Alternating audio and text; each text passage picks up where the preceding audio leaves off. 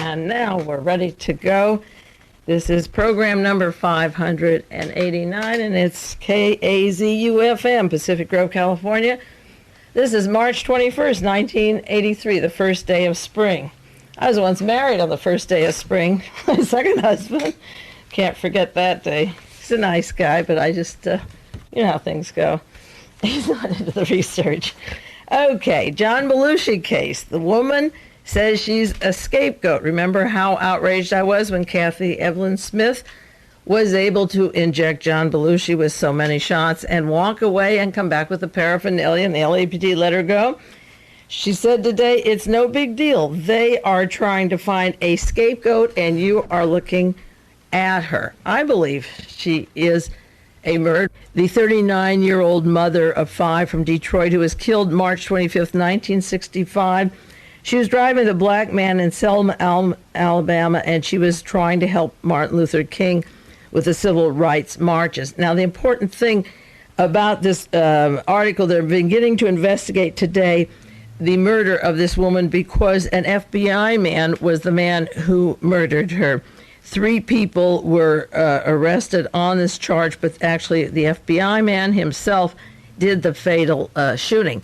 But the important thing about this was that J. Edgar Hoover had somebody put a puncture in her arm after she was dead, within 24 hours after her murder. They put a puncture in her arm to make it look like she was on dope. And then they published a statement. J. Edgar Hoover sent a memo saying that she has a bad character, that she was sitting close to this black man and they could have been making out, and that she obviously, he suggested, with the needle marks, was a doped person who definitely was on narcotics. And the autopsy showed later, when the autopsy report was turned over, there were no findings to explain the puncture mark made by a needle. Now, I have alleged many times that corpses are altered. It wasn't a discussion because it would be impossible to discuss with this particular person who's such an idiot down in Los Angeles, a doctor, on the use of agents of the CIA in hospitals and at mortuaries and so forth. But in many cases, needle marks are put on bodies. And today, there are death squads going around doing murders and saying it's either a drug case, a drug killing, or it's a robbery. All you have to do is find a purse or a wallet empty, and many of these are political murders. And the truth is that they're covered up very nicely because the purse is gone, the wallet is emptied, or there's a needle mark, and they say, well, you know, they were on drugs. That isn't the way. It is, and this is arranged to smear them and hide the purpose of particular roles as civil rights people, as political activists, as playwrights, as actors, and all kinds of things, or general street people who are aware of what's going on in the world. And when you trace what they were doing at the time they died, you realize that they weren't robberies and they weren't drug cases, but they were murders. Another story, Belushi's friend surrenders. Kathy Smith accused of murders in custody in Toronto. With friends like that, you don't need enemies. Belushi's friend, as if they were lifelong friends. Several weeks ago, I sent out a diagram of the Spider, the Odessa, and suggested I left 7 blank spaces or 8 blank spaces to fill in your favorite Odessa fascist Nazi CIA, and had this complicated network of various people linked to the intelligence systems. And of course, my favorite historian, Charles Beers in Texas, pulled in the big ones, the names that are so familiar to me that I actually left them out, the ones that should be there. He brought in some of the best names. Other people wrote to me, but Mr. Bloomfield from Canada, who worked with J. Edgar Hoover, and Permindex out of Italy. And then he suggested Mr. Lansdale, Edward Lansdale, of course. But the one I laughed about, the 2 I laughed about, were J. Edgar Hoover and Reinhard Gehlen. Now, Gehlen is the granddaddy of this whole structure, and was knighted a Sovereign Military Order of Malta at the end of the war before he was brought to this country to form the CIA. And I actually didn't have Reinhard Gehlen on there. He has Frank Sturgis, which is a good one, and Richard Bissell of the CIA. But leaving out J. Edgar Hoover and Reinhard Gehlen would be like leaving the A and B out of the alphabet. I chuckled when I saw it, and I knew there were 8 blank spaces for a good reason. and I'd left out those two top dogs, J. Edgar Hoover and Reinhard Gehlen. Maybe next week I'll give you a list of other ones that people wrote to me and see what you think about their list. Now, several weeks ago, I was talking about the Martin Bormann money, the Nazi money that left Europe. And that is a very important point, how all the banks were drained, how money was counterfeit, the art was sent out, so that the Fourth Reich or the Third Reich would live forever, or the Thousand-Year Reich. And I was explaining when the airtime was over, out of the book on Otto Skorzeny, the Infield book, the importance of Evita Peron and her demise and how that money was released. And I brought it up in conjunction with the death of Mr. Bluhdorn of Gulf and Western and other people who have come into a great deal of money into the corporate structure in the 50s after Evita's demise. And I just wanted to go over again or finish this section in the Skorzeny book about how that money was released, because it was so important. Beginning in the early 1950s, in July 26, in 1952, Evita Peron died of cancer. Several months ago, maybe 8 months ago, I did a program on the Rockefeller Institute, the doctor from Harvard who worked with the Rockefeller Institute, who was down in Puerto Rico in the 30s, improving and using the technique in the lab of giving cancer to Puerto Ricans and creating the disease so it could be identifiable and caused. This was a part of our government program in the 30s and was pretty well perfected long before Hitler was doing experimentations at the concentration camps. By 1952, Evita Peron died, and as Infield said, her will left her jewels to the poor and all else to Peron. Of course, they didn't see those. Skorzeny's first move was to obtain $100 million in the assets of the Evita Peron Foundation. That was supposed to be for the poor, and he would take a hold of that money as a starter. Another problem faced Skorzeny on Peron's behalf was Juan Duarte, D-U-A-R-T-E, Evita's brother. He was the richest bachelor in Argentina, and under Argentine law, he had a claim on the wife's estate that would be divided between her husband and her family. And since her Swiss bank accounts had several $1 million and the jewels were worth around $30 million more, Juan Duarte was a threat to the Bormann funds, which Otto Skorzeny was to reclaim. So he had to dispose of the brother. Skorzeny had to be discreet. He had learned through his Nazi grapevine that Juan Duarte had been Evita's courier between Argentina and Switzerland. For 3 years, Duarte had been responsible for delivering $20 million and several suitcases of jewelry to one bank vault in Zurich, in addition to other money. She had 40 bank accounts. This is just one. He signed the necessary documents. Juan Duarte, Evita's brother, went to France and Switzerland, signed the documents to give Juan Peron access to the money. This is Hitler's money that they've put aside, and the jewels that were hidden in Zurich, as well as the Swiss bank accounts in her name. This was the same as signing his own death warrant. As soon as Duarte returned to Argentina, Peron, at the urging of Skorzeny, forced Duarte to resign from a government post which he had. Then Duarte went to Paris, where he had sold a section of Evita's jewel collection. To the Nazi commando Skorzeny, this was the same as stealing money from the treasury, the Nazi treasury. Duarte had signed his death warrant then to even spend a cent of what belonged to the Nazis. Duarte, wise to the ways of the Nazis and to the Argentine dictator Peron, tried to run, and everywhere he went, police were waiting for them, or members of the SS were waiting for him. On April the 9th, 1953, he was found stretched across his bed, murdered in Buenos Aires, a .45 caliber bullet in his head. Officially, the cause was suicide. Unofficially, he was a victim added to the desire to get the money that Otto Skorzeny needed, that they had collaborated with Juan Peron, first Hitler and then Juan Peron. Nor was the death of Duarte the only one connected with the Bormann treasure. Skorzeny had another job to do. Heinrich Dorge, D-O-R-G-E, the former aide of Hjalmar Schacht, who helped Evita conceal the funds as they arrived from Germany, made the error of thinking he could share the treasure for himself.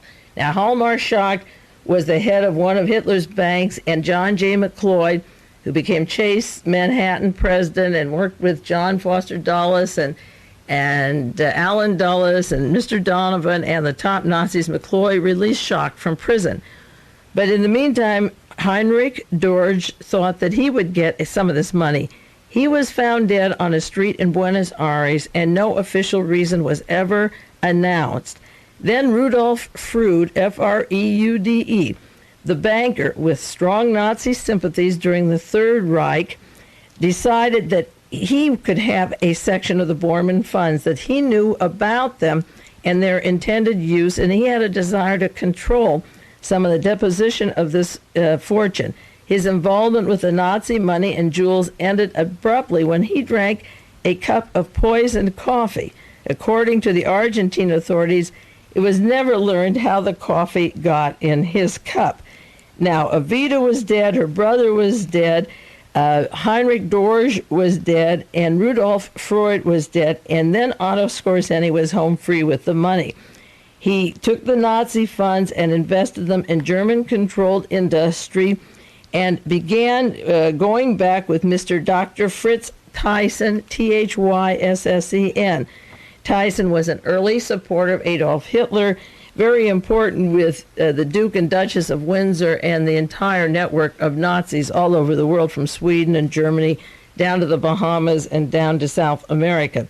So then, after these four were dead, Mr. Thyssen began to work with Otto Skorzeny and the Argentine government, and then Mr. Dr. Gustav Krupp, K-R-U-P-P, the Krupp family, the dynasty of weapons and guns, was released again by John J. McCloy, and they were home free to begin disseminating hundreds and hundreds of millions of dollars. Now, what they did was to parlay that into narcotics and gun running so that the accumulation of wealth went into billions and billions of dollars, and nobody has dared ask who are the recipients. We know money was counterfeited. We know that our treasures left, but no one has the nerve to say who are the recipients. And last week I had a bibliography for you. Those of you that get the tapes got the sheet, and those of you that listen to the broadcast can order the sheet for me of the various Germans in this country. And on that list,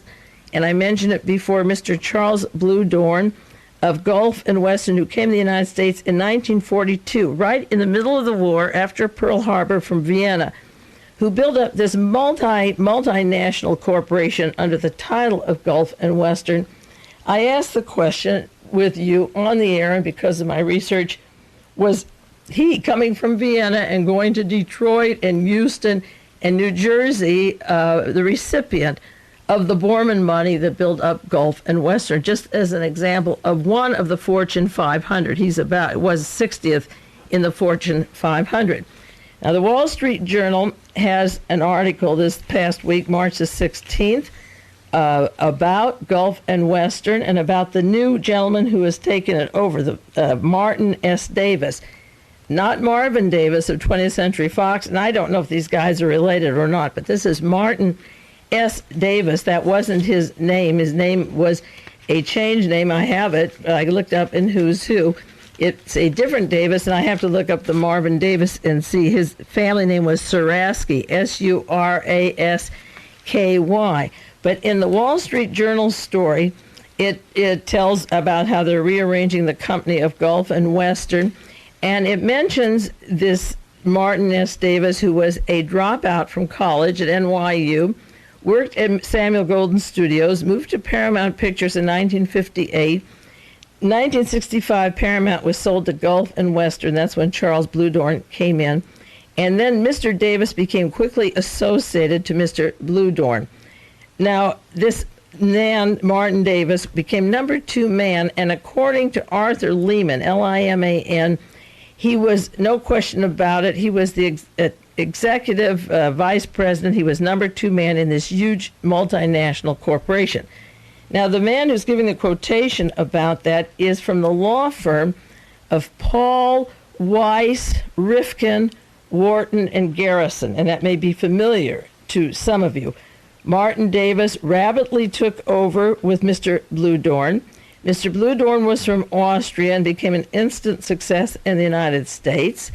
The Vatican, Michael Sindona, was to buy 50% of Paramount and get into the combination of Bluhdorn and Gulf and Western. And Mr. Bluhdorn of Gulf and Western was close to both Michael Sindona of the Vatican and the law firm of Weiss, Rifkin, and so forth. Now, that's the law office that set up the dummy corporation that Otto von Bolschwing, the head of the Nazi organization, formed in the United States. The lawyer for that organization was the same Rifkin who is the lawyer for Gulf and Western, and also Edward Bennett Williams is the attorney for Gulf and Western, and his name runs through the whole history, the era of almost every sensational mafia, assassin, CIA agent.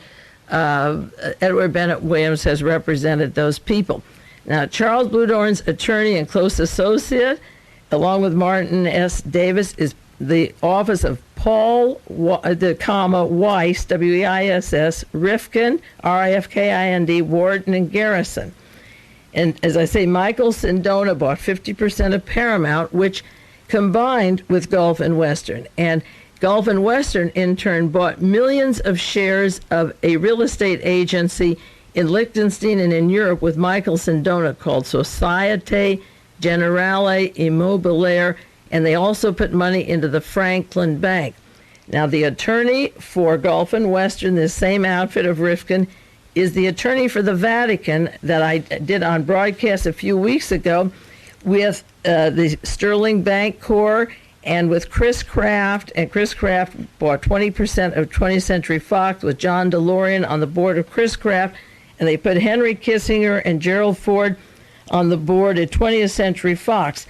So that Gulf and Western, with their attorneys and with their contacts, is no different than the other corporate structures, the TCI that was set up by Otto von Bolschwing, which was Reinhard Gehlen, Hitler's money. We're talking about an organization, the Gehlen Organization, which was Hitler's chief of intelligence, that formed the CIA, otherwise known as the Bormann Brotherhood, or known as Der Spine, S-P-I-N-N-E, or that's the Spider or the Odessa. Now, in a short time, I can't tell you when, but before early summer, you're going to see a story in the newsstands about the links of Otto von Bolschwing with Klaus Barbie and all the top Nazis, the notorious Nazis that make the textbook of the Hitler era. And Otto von Bolschwing was set up in a corporation by the legal attorney that worked for Gulf and Western. And the chronology of these people working together gets more interesting all the time. I've done broadcasts on that before. Now, a subscriber to World Watchers in New York sent me an article, which I don't know, when I missed it, I might have, but I don't remember it. It was just recently, April 17th, 1982, this last summer, on a man named Mike Burke, B-U-R-K-E. It's about a man, a happy Yank in Ireland, and Mike Burke at Madison Square Garden in 1977.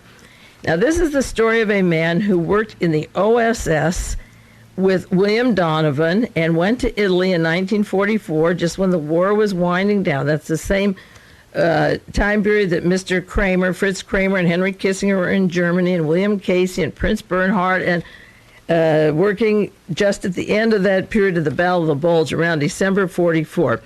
This Burke was in the OSS at this time period. In 1944, he was parachuted to the eastern part of France, where he organized and worked with the resistance and in 1944. And that's when the army was betrayed at Arnhem, the American army, the Dutch army, and the resistance was really a joke. There was this betrayal at that particular time period. He then went to Hollywood, where he was a screenwriter from the OSS. He went to Warner Brothers. Now, Warner Brothers, as I told you last week and at other broadcasts before, is where Errol Flynn worked when he was in the Gestapo, and where Ronald Reagan made 2 movies with Errol Flynn in that period from 1940, 1942. This guy went from the OSS to Warner Brothers and was on the same lot as Errol Flynn and Ronald Reagan in that time period. Then he was called back to Rome, and then the CIA was formed in 1947. The OSS became the CIA, thanks to Reinhard Gehlen. And Burke was asked to go over to Albania to try a military coup. They were going to make a clinical case between 1947 and 49 of overthrowing a government for the first time in peace. The war was over in May 8th of 1945. By 1947, the CIA had been formed. By 1949, from 47 to 49, they were going to make test cases. What do you do with a country that appears to be leftist? Can we overthrow it so that it's favorable to us and not to the left movement in Europe? So Albania became a test case for the CIA, and Burke was over there overthrowing Albania, warming up to get rid of Mossadegh in Iran and make that safe for Mr. William Rogers and Chase Manhattan and the Shah of Iran and the Pahlavi family that had been pro-Hitler before and after the war. Before they overthrew Iran and got the British petroleum out, it made it safe for the Americans to have that oil and the profits from that money. They did the Albania case, and he was brought there, and he was also brought by the CIA to Eastern Europe, from the OSS to the CIA, to break up Poland and Czechoslovakia and supply arms and money for the uprisings in Eastern Europe. And then after that, they brought him home to make a movie about his life. Gary Cooper was in the movie in 1955 called Cloak and Dagger. In 1960, he leaves the CIA. He's in the CIA all this time and goes to Ringling Brothers Barnum Bailey Circus, where he's general manager, and he stays there 3 years. And I'll do more on the circus and the John Kennedy assassination in a few weeks. I don't want to digress from Madison Square Garden, because this guy begins to work, Mr. Burke, for Madison Square Garden, and Mr. Charles Bluhdorn, part of this same group that he worked in Eastern Europe. He overthrew governments. He worked for the CIA, the OSS. He goes to the circus for 3 years through that time period, the 60s, from when Nixon lost the election to John Kennedy up through when John Kennedy is murdered. Through that time period, he is working in the circus. Then he moves to CBS. CBS had purchased the Yankees in 1964, and Mike Burke was president. He became president of that team. He worked closely with Joe DiMaggio, and of course you know the story of Marilyn Monroe and Joe DiMaggio and her relationship to the Kennedys.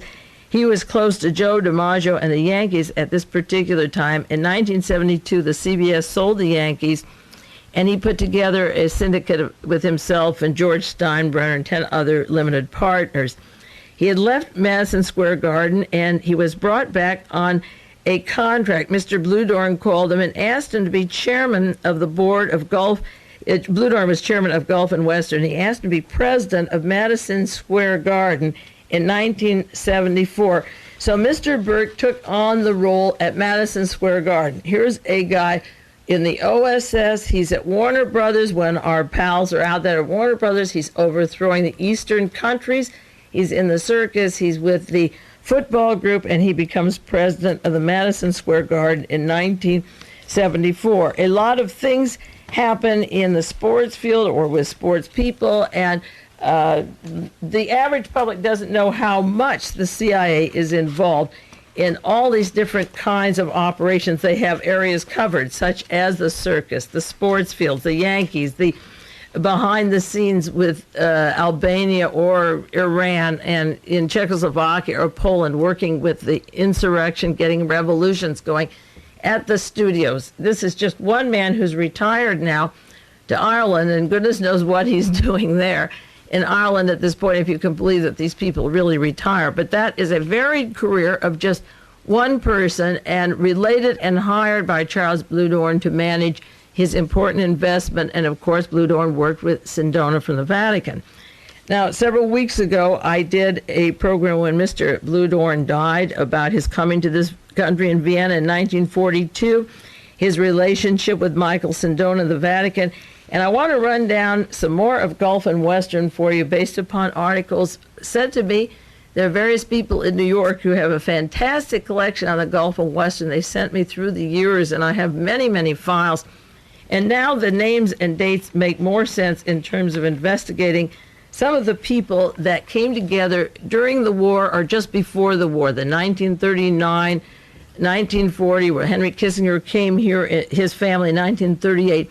It seems that there was a well-planned intention to bring Germans from Frankfurt, Berlin, and Vienna into the corporate level or into the business level, into the university later, where they'd be heads of departments, and directly into the army. They didn't have to be American citizens. They were put right into military intelligence, and they came out on top, literally ruling this country and making the major decisions for this country.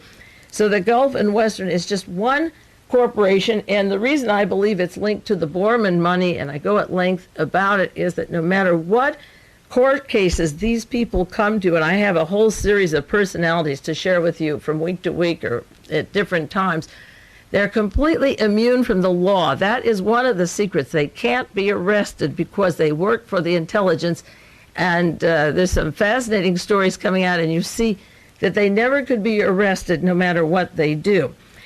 Now, this Gulf and Western, I left off the biography with a certain time period. Mr. Bluhdorn was investigated. He had Madison Square Garden in 1969, and he was being investigated. There was an investigation going on by the Justice Department from 1969 to 1972. He had invested 15 million shares. He was bought by Gulf and Western into the Vatican investment, the Societe Generale Immobiliare, AIRE. And Mr. Bluhdorn had bought 15,000 shares of Gulf and Western stock, and it was paid for by 4 questionable companies that were being investigated by the Security Exchange. One was the Polly Bergen Company. The other was the Famous Players Limited. And that's up in Canada, and that's one that this Martin Davis is involved with. The other is Gulf and Western Travel Corporation, and the other is Weatherby Nasco, Nasco. Now, you know the story of Michael Sindona's involvement with the Vatican investments, and then Roberta Calvi took them over, and the Vatican has $1.4 billion in 10 dummy fronts down in Panama that are names with doorknobs on them. They're just doors with nothing inside these offices. Well, these are companies that headed by the Commonwealth United Corporation that was supposed to put money into the Vatican and buy 15 million shares of this particular real estate adventure of Michael Sindona.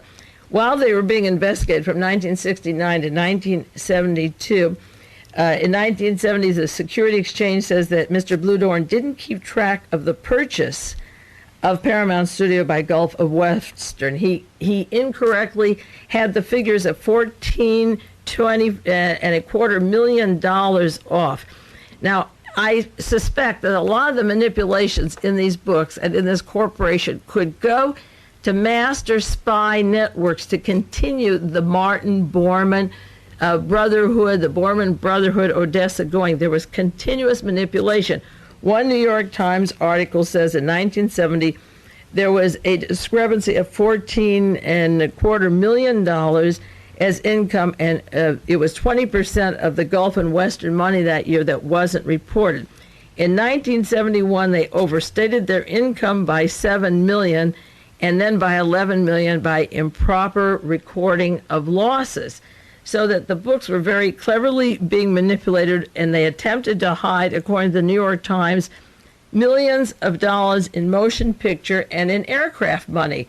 Well, most corporations this big have some accounting or good accountants to keep records, but they were off millions of dollars many, many times, and one of the worst times was when they were off $38 million. In 1971, Mr. Bluhdorn personally purchased 11,000 shares of a Gulf and Western subsidiary called APS in 1971, and at that time APS was negotiating 2 acquisitions to be paid for in some other stock. So that while Bluhdorn, who came from Vienna in 1942, had built up this huge multinational corporation, there was this shifting of millions of dollars, just as we see going on with the Vatican. But this guy came from Vienna and was immune from the law. We're 1 minute over here. We're going to take a 1 minute break from the Radio World Watchers program, and I'm going to ask you if you would think about sending money to KAZU-FM.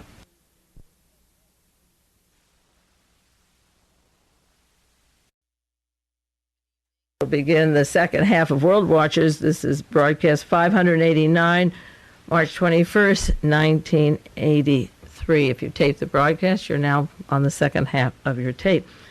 I am going into some more into Gulf and Western because it is a microcosm of how huge organizations become multinational corporations out of just picking up funds. And I don't believe that Mr. Charles Bluhdorn is such a genius, or Mr. Kirk Kerkorian is such a genius, or Marvin Davis. These multi-millionaire connections to Mr. Henry Kissinger and Gerald Ford and to German banks into Vienna. And here was the release of hundreds of millions of dollars to put people into business after the war. And if they were selected to do this, they couldn't do a better job. And if it's a coincidence, they couldn't do a better job. And they all link together, the same lawyers, the same names, the same boards, and they seem to be at the same time and places, and that's what's making the work so interesting. Well, in 1969 to 1972, Mr. Bluhdorn was under investigation, Gulf and Western and Madison Square Garden, because of his buying into the Vatican, all these shares, where it came from, the companies that he was using, the overstating of their income in 1970. They're not keeping track of the $14 million in 1970. In 1971, personally purchasing shares of your own company, which he did from Gulf and Western, which is what Roberta Calvi was supposed to have done in Italy, was buy back shares of the Banco Ambrosiano in his own name. Now, in 1974, Gulf and Western overstated its income again by $12 million. This is a few years later. Then they failed to report their losses from Resorts International. They were tied into Resorts International, which is Mr. Rogers, William Rogers of the State Department, who worked with Meyer Lansky. If you don't have studies on Resorts International, you can read the story of the Mafia in the Bahamas and Richard Nixon and Bibi Rebozo and Tom Dewey from New York and his vice president who ran with him, Earl Warren, who was later on the Warren Commission. Gulf and Western had money invested in Resorts International and also the Franklin Holding Bank, which went bankrupt. That was Michael Sandona's bank in New York City that went bankrupt to $45 million. And Gulf and Western had put money into that and failed to report the losses to the stockholders. 1 year later, in 1975, Mr. Bluhdorn made a secret deal with the Dominican Republic, and he didn't deliver. He owed them $38.7 million of profits from sugar, but he didn't tell the board of Gulf and Western about this profit. He wrote down there was a profit of $64.5 million, and he recorded $24.8 million. So there was just a little point of $38.7 million that belonged to the Dominican Republic or the corporation that they were not told about, and he was brought in to account for that. You notice he never went to jail and kept a high reputation as one of the greatest businessmen in this country, and these are not little figures that he's playing around with. In 1976, 1 year later, and maybe this is what he did with the extra $38 million, Howard Hughes, the body had been cashed in. I said that's the only term I can use. In April of 76, Howard Hughes was supposed to have died, and I believe to this day it was Vance Cooper. It wasn't Howard Hughes, but that double who was doped and injected and so forth died. That was in April 76. By December 76, 6 months later, the Paramount Pictures, Mr. Bluhdorn, was to acquire the assets of Howard Hughes' TV network, the division of the Summa Corporation. Now, there was speculation that the company was part of Satra Corporation, S-A-T-R-A, and they had a contract for the 1980 Olympics in Moscow to film the Olympics in Moscow. So in the 69 through the 75 area, he was heavily involved with the Vatican. Then he picks there's this discrepancy of $38 million from the Dominican, and all of a sudden he's picking up the Summa Corporation television station for the Olympic Games that Jimmy Carter canceled, but the 20th Century Fox with Henry Kissinger and Madame Chanel And Gerald Ford has the right to photograph the LA Olympics that are coming up soon, 1984. In 1978, the Security Exchange investigation went into a $2 billion antitrust suit that was filed against Dominican Republic, Gulf, and Western, that they were working with the government, and Mr. Bluhdorn worked with the Dominican government. Antonio Guzman was the president of the Dominican Republic. He's the fellow that just died by a gunshot a few months ago, and Mr. Bluhdorn died just in February, and the vice president of the Dominican Republic died about 2 weeks after Mr. Bluhdorn died. The president, the vice president, and Mr. Bluhdorn from Dominican Republic. Now, he had a monopoly on beachfronts, on resorts, places, and he was charged by the Security Exchange for a $2 billion antitrust suit, blocking tourist complexes from 1971 to 78 to have the exclusive rights of the Dominican Republic. And you notice that nothing happened there. This was control of the waterfront in the Dominican. As I mentioned, a few weeks before the Dominican Republic was overthrown, Mr. Rafael Trujillo had taken his money into European banks, into Spain, into Liechtenstein, into European areas identical to the Vatican money that was stored away by Martin Bormann and Otto Scorzeni. And when Mr. Trujillo died, he was murdered by the CIA. That money also was released. Richard Nixon, as attorney for one of the daughters of the president of the Dominican Republic, just got $1 million for that fee. But when Vida Perón died and when Mr. Trujillo died, all this money was over in Europe, ready for these greasy, sleazy people to get their hands on all this money and begin to use it. Well, after the Rafael Trujillo was kicked out of the Dominican Republic, in comes Mr. Bluhdorn with the sugar monopoly and the CIA, and they're home free, and they have one other place in the Caribbean with beach and real estate property. But you never heard anything about him going to jail. That $2 billion antitrust suit in 1978. In 1979, Paramount and Gulf and Western bought 50% of a music company. Now, this part gets really interesting, called the EMI. If you don't know what that is, it's Capitol Records. That was the Beatles' music.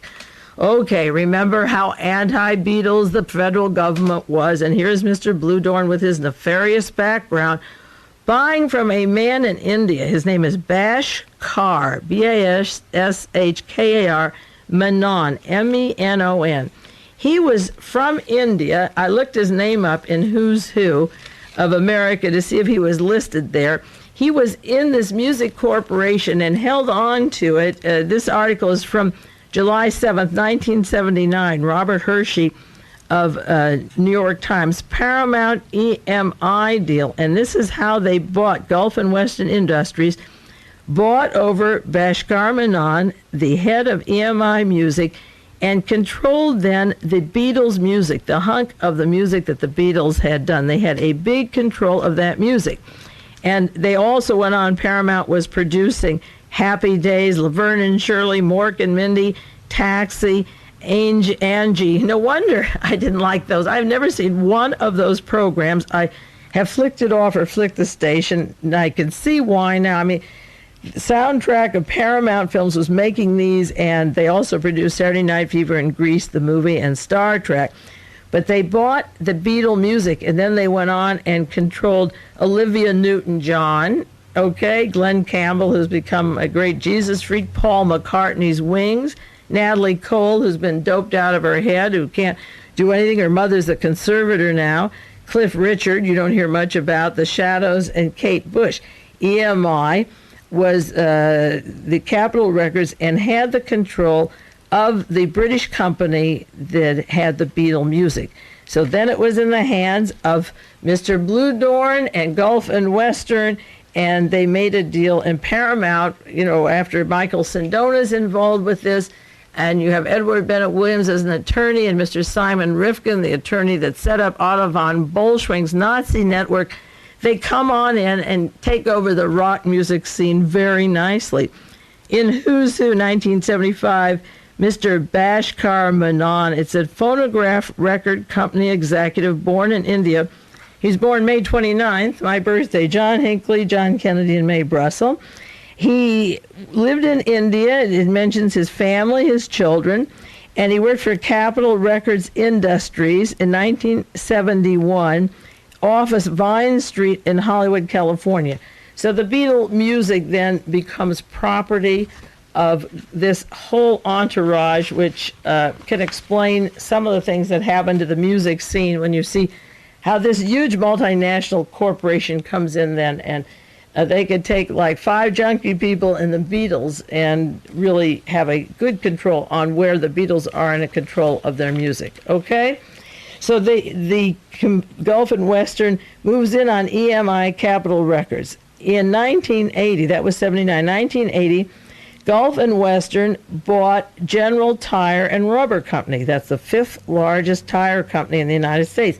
Mr. Bluhdorn has really gone bananas. He's had a wild career. He has merged, remember I mentioned a few weeks ago, with Music Corporation of America, that a 3-way merge with that and MGM. MGM is Mr. Kirk Kerkorian. Music Corporation of America is a company that brought Ronald Reagan to Hollywood from Illinois.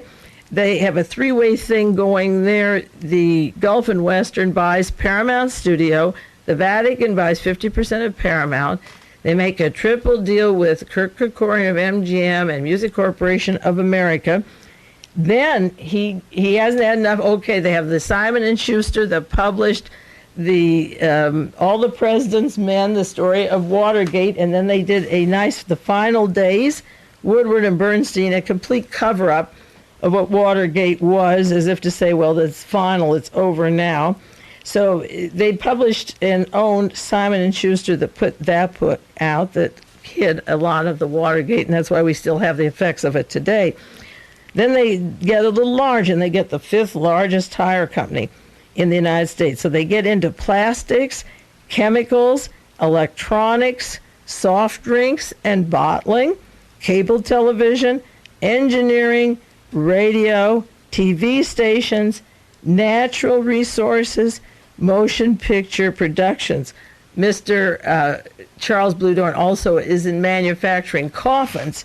One of the men that was behind the formation of that TCI with Otto von Bolschwing in California that helped form the Nazi network under that organization that later branched out to our largest defense agencies such as Philco, Ford, ITT, Stanford, Hewlett-Packard, Stanford Research.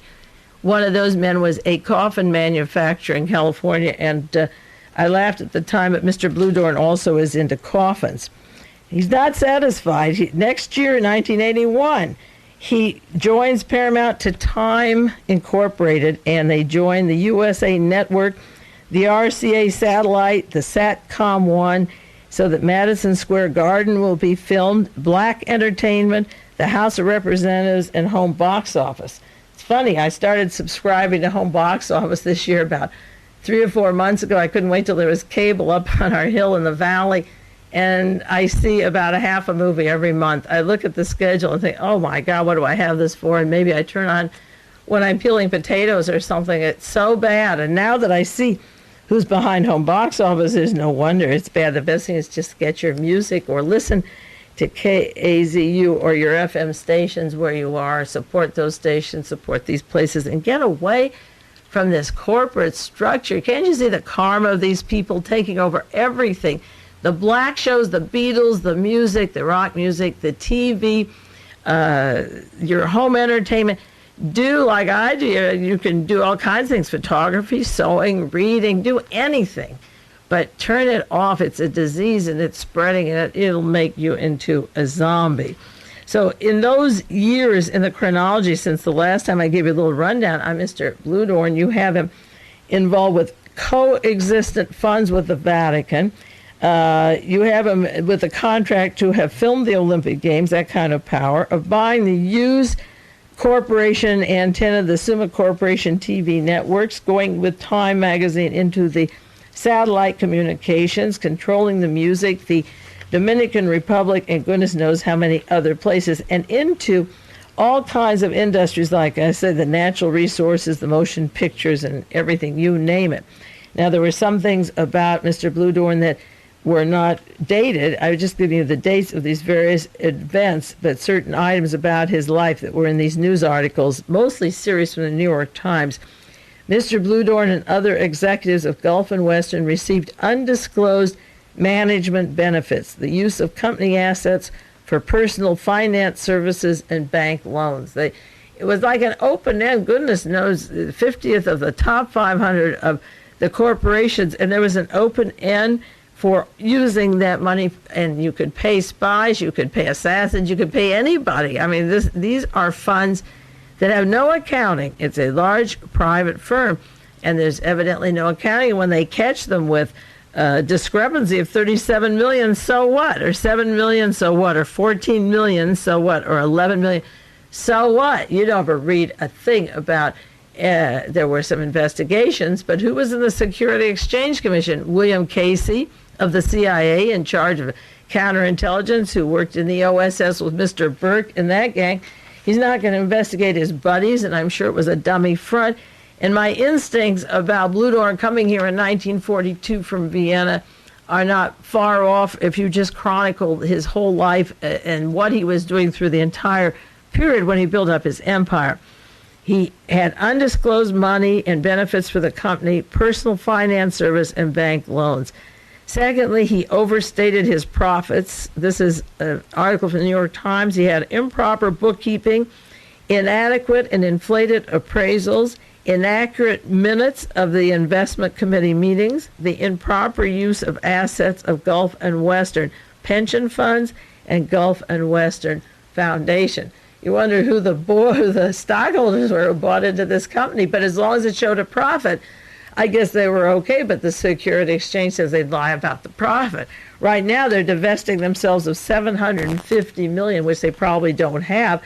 And now with the death of Mr. Bluhdorn, they're in trouble, and they're trying to figure out what to do and break apart some of these holdings. And that was in the Wall Street Journal article this week. They overstated their money. The attorney, one of the attorneys for Mr. Bluhdorn, is Edward Bennett Williams. He was the attorney for the John Hinckley family, for Mr. Mullen of Mullen Associates at the time of Watergate, for Richard Helms with the perjury charges and the lies that he had at the time of Watergate, and for John Connolly with the Milk Fund, and for Bobby Vesco and the International Crime Syndicate and Lucky Luciana, and you name it. He's had the who's who of the assassins, the mobsters, the CIA, the entire ball of wax of the combined crooks from gangland and government. Edward Bennett Williams is called in. He's Mr. USA in that respect. Now, Gulf and Western, according to the New York Times, cut $19 million out that it didn't pay the Dominican government. And I mentioned this once before, the deal where they left some money out. One account was $38 million, another account it was $19 million. And then they used it to finance a Dominican Republic tourist information agency in New York, a baseball stadium, and an artist village in the Dominican Republic. So you have tentacles of Mr. Bluhdorn, who came here in 1942 with Resorts International, the world network of crooks and organized crime and politics. You have with Michael Sindona and Paul Marcinkus, the criminal who hides at the Vatican, who can't get out because of his links to organized crime. Paul Marcinkus came from Cicero, Illinois. When the companies merged, when Gulf and Western merged with MGM Kerkorian and with Music Corporation of America, the attorney for the merger in this case wasn't Mr. Rifkin, it was Sidney Korshak, Korshek, Sidney Korshak. I've mentioned his name before. He was a close friend of Mo Dalitz, Moedalitz. Mo Dalitz has been named in the Torbett document, being part of Permindex, being part of the team that killed John Kennedy. He worked in Las Vegas and went down to La Costa, opened the resort down there.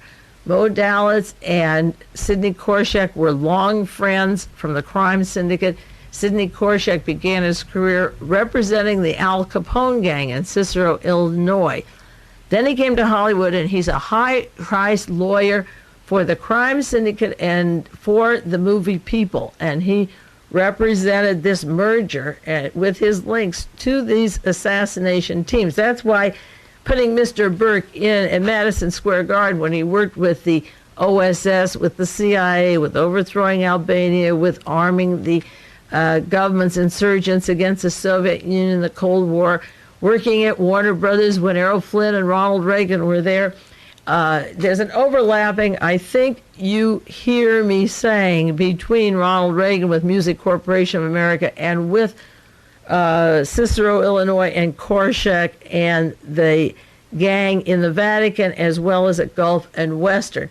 These companies merged, and Otto von Bolschwing, who's so important to the story, his dummy front when he came to this country was set up by Mr. Rifkin, Simon Rifkin, and that law office that works with Gulf and Western. And of course, Simon Rifkin also works with Chris Kraft, the attorney with Chris Kraft, and they are involved with Marvin Davis and 20th Century Fox. It seems that the Hollywood studios, particularly 20th Century Fox and Paramount today, and Columbia and MGM, have an overlapping interest in at a corporate level, in agents from the crime syndicate, from the CIA, from counterintelligence. I often said that any one of these scandals would bring Reagan out because he comes right from Hollywood, from the scene of all of this, and he represents them in Washington. He represents the crime syndicate with Paul Laxalt, the main fundraiser, the former governor of Nevada, raising money for Ronald Reagan's campaign. There's a big fight now in the White House between Mr. Baker and Paul Laxalt, who will have control of Ronald Reagan. Baker represents the Eastern Seaboard and the Texas group, the Houston, Texas. George Bush, he ran George Bush's campaign. He worked for George Bush, and he runs the office for Ronald Reagan. And versus Paul Laxalt and the Vegas gang and the Hollywood gang. Bush is from New England, from Yale, and from Houston. And Laxalt is the Vegas, Chicago, Hollywood mob gang. Between each other, they're fighting at the highest levels. But Gulf and Western, as I say, represents Madison Square Garden, the sports activities, the satellite communications, the news, the movies, the Paramount studio, the Beatles music, the rock music, the musicals, the TV sitcoms, the Howard Hughes satellites, Music Corporation of America, MGM. It has its tentacles in every facet of our culture. It has its tentacles into chemistry, into zinc, into tires, and also Mr. Bluhdorn of Gulf and Western makes the parts for General Motors and for Ford Motor Company, some important parts. And of course, that could go back to his early intelligence background because General Motors and Ford Motor Company were heavy in arming Adolf Hitler and arming France and the various Nazi countries during the war and after the war. And this Mr. Bluhdorn went right to Michigan when he came to this country, and then, as I say, down to Houston and then to New Jersey. He hit all the major cities where the network of the Odessa is very strong. And having the attorney for him, the Rifkin office, also Mr. Wagner, Robert Wagner, is in that office, and it's his son who is recently appointed to Vatican position by John Paul II, and the father was very active in Vatican circles. And Mr. Bluhdorn was a partner, and for all purposes is investing with Michael Sindona in the Vatican investments. So that overlaying all this area is a common bound of Vatican investments, of communications, of the CIA, of the OSS, of Warner Brothers, of Warner Brothers and this Mr. Burke and Madison Square Garden. The country is pretty well covered by these people, and they are not only the same law offices, Edward Bennett Williams and Wagner and Rifkin, Weiss, Wagner and Rifkin, and the von Bolschwing network, but they are common cities that I think you should remember when you study these cases of espionage coming from Vienna and Frankfurt to Detroit and Chicago, Houston, Texas, Hollywood, and New York. Those are the major cities, and the law offices, Edward Bennett Williams and this Simon Rifkin. And as I do more in the months to come, again on Otto von Bolschwing, And his network, you'll see again where these people fit right into that Odessa network. I can't do more on that because there's going to be a story on it coming out this summer, and I've promised not to tell you about it. I hate to do that, but it's a dynamite story, and I think for all time, when that story gets published, America will really know a lot more about the fabric of this country than they've been told. You hear it bits and pieces each week, and I hope you listen each week as we do these broadcasts. But it's important to know that there are other people coming out with books and articles, and you're going to see a lot more. I have much more material on Charles Bluhdorn that I may do from time to time, and next week I'll continue with some other names similar to his. This country is filled with people brought here from 1937, 39, 1940, 42, while the war was going, before the bloodiest battles were over, who were set in positions to control major corporations. And while Mr. Bluhdorn was being investigated in New York City for his security exchange trickery from 1969 through the 70s, he donated this large hunk of land in New York City near the Lincoln Center for a cultural center. So it's hard to prosecute a man who's giving you millions of dollars to build a cultural center. So New York City takes the money instead of the prosecution. I'm sure we would have a cultural center without his money. And it's a very tricky thing to be the recipient of this kind of money when you know that a man is under investigation. And of course, you know, he went to his death very young on an airplane coming back from the Dominican Republic, never spent a day in jail for all of his shenanigans. Well, now our time is almost up. We have about 1 minute, and I do want to say this. I don't put it on the tape that goes out, the broadcast, very often, but to be able to get on the air and talk about these things with you and for you to receive these tapes and put them on other stations is really a rare privilege, and I think some of the other stations have collections of funds, and you should give to those stations that aren't in this city. But if you don't have one of those in your local area and you want to send some money, any amount to KAZU would be appreciated, because the towers were badly damaged this winter. They went down, and at the fundraising time, we had 3 weeks of rain, and there was no way to ask for money when you're off the air. You can't get it, and so it's sort of a catch-22. You have to fix the tower, and there was no time for pledges. But we all have some that we can give to the station, and whatever you want to send them, we appreciate it, because it is a rare privilege to be able to share this kind of information. We talk about fascism, but we don't have it yet. So if you appreciate the freedom to be able to share this with other people as well as to get it by subscription, send them I'm not saying any amount, $5, $10, $15, anything you feel is appropriate, and just say thank you for allowing this kind of broadcasting to go. There aren't many cities in the country that allow this, and you have to show that you appreciate it from time to time, and I think we should.